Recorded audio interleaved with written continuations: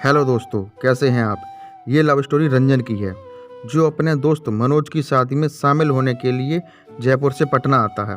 लेकिन रंजन को क्या पता था कि अपने दोस्त की शादी में उसे अपना जीवन साथी मिलने वाली थी।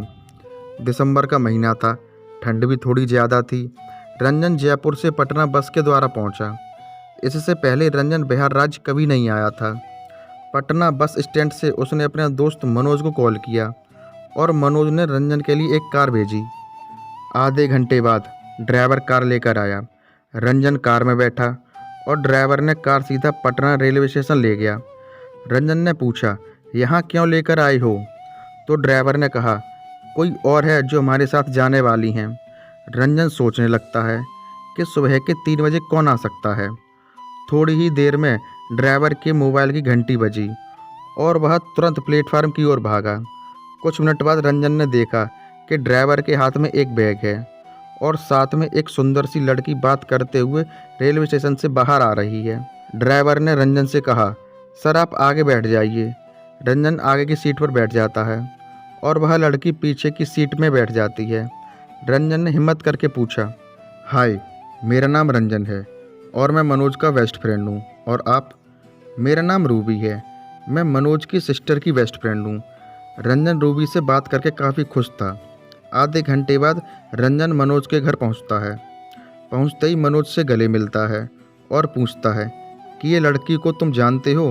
मनोज ने कहा, हाँ, मेरी बहन की फ्रेंड है, नाम है रूबी, मुंबई में रहती है। सो क्या हुआ, तुझे पसंद आ गई क्या?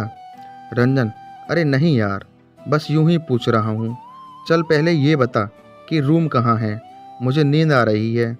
बस से आते समय मैं ठीक से सो भी नहीं पाया। मनोज रंजन को रूम में लेकर जाता है। तभी रंजन की निगाह रूबी की तरफ पड़ती है।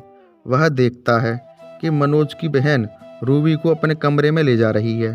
रंजन सोकर उठता है तो देखता है कि घर के चारों तरफ शादी की तैयारियां जोरों से चल रही हैं। रंजन की निगाहें अब रूबी को ढूंढने लगती हैं। वह देखता है कि रूबी वाइट कलर की सूट पहनी हुई है। रंजन भी जल्दी से फ्रेश होकर रूबी के पास जाकर बैठ जाता है और रूबी से पूछता है, आप मुंबई से हो ना? वहाँ पे आप क्या करते हो? रूबी, मैं फ़िलहाल होटल मैनेजमेंट की तैयारी कर रही हूँ। और आप कहाँ से हैं? रंजन, मैं एक इंजीनियर हूँ, बंगलौर में जॉब करता हूँ। रंजन और रूबी ने 1 घंटे तक एक दूसरे से बात किया।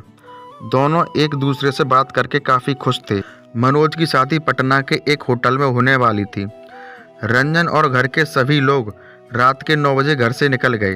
होटल से कुछ ही पहले सभी लोग रुक गए और फिर गाजे बाजे के साथ नाचते हुए होटल की तरफ बढ़ने लगे।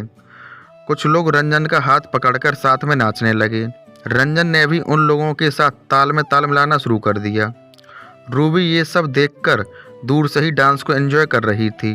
अब सभी लोग होटल पहुंच गए। रंजन रूबी के पास गया और उससे पूछा, और बताओ, शादी एंजॉय कर रही हो ना?